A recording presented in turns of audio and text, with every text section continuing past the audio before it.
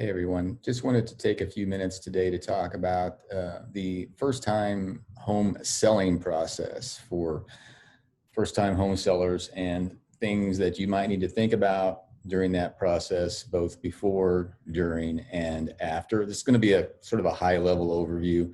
Of course, if you have questions afterwards, feel free to contact myself or anyone on the Wiesemann Home Team, and we'd be glad to do a deeper dive with you. We're going to keep this short and sweet today. We'll talk about just some of the basics of listing your home for sale, things to do to prep your home for sale, the negotiation process, the closing process, and then final steps in selling your home. Of course, first, we always recommend contacting a realtor. The realtor can guide you through the process.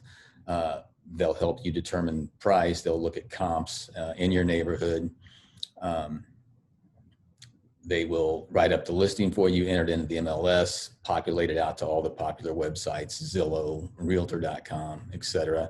Of course, we always use professional photographers for our listings and possibly video if it's appropriate for that listing. Things to do to prep your home for sale. One of the things we'll do is we'll walk through your home pre-listing with you and maybe make suggestions on minor repairs, possibly major repairs if it's something that needs to be done. We might advise before listing.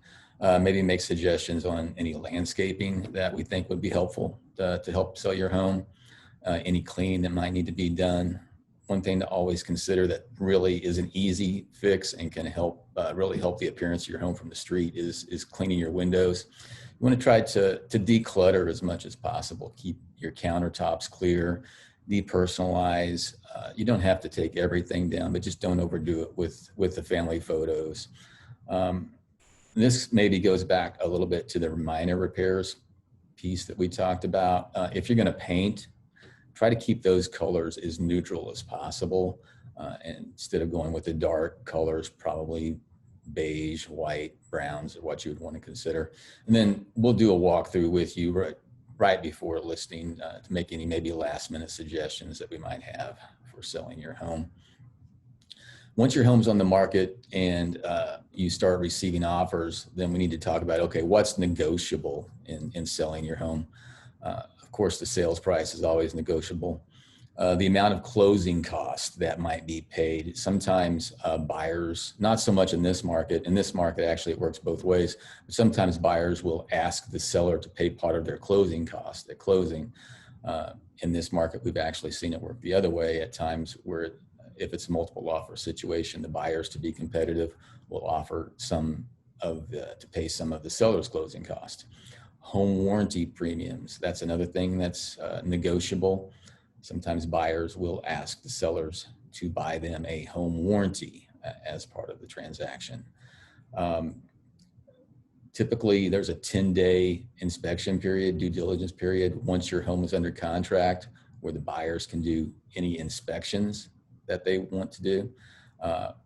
If there are findings during those inspections that buyers think that something needs to be repaired, that's always a negotiable part of the transaction also.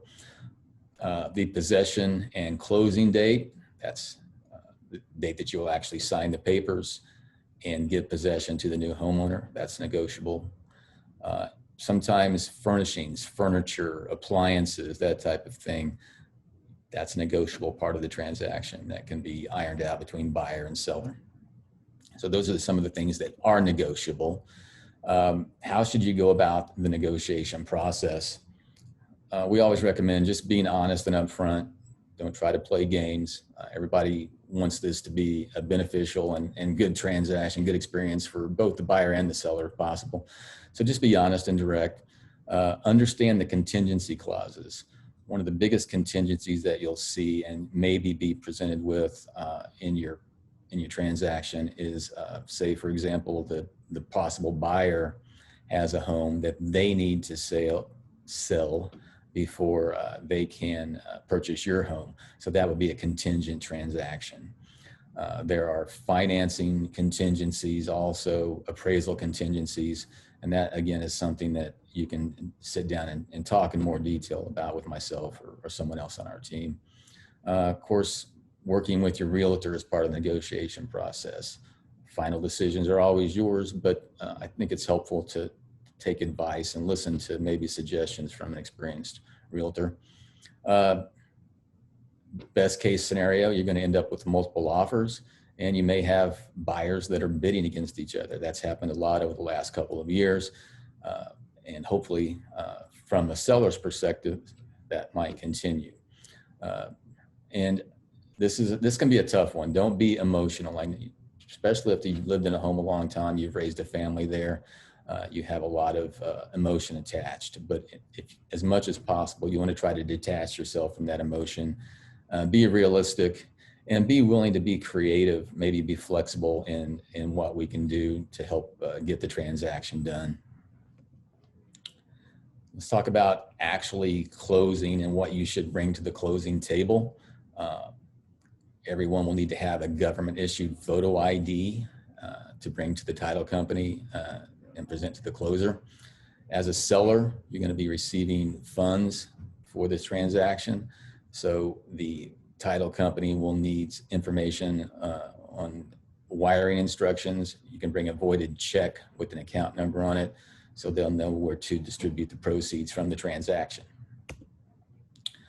Some more things to think about as we get to closing: notify newspapers, creditors, set up mail forwarding. If you have manuals, warranties for appliances, roofs, foundations, that type of thing, leave those behind for the new homeowner. Of course, any spare keys, garage door remotes, keypad information, you want to leave that for the new homeowner. And make sure you contact utility companies and make sure that utilities are transferred to the names of the new homeowners out of your name on this appropriate dates. And so that's about it. If you have any more questions, I said this is very high level. There's a lot more detail. Feel free to contact myself, anyone on the Wiesemann Home Team, and we would love to help you sell your home.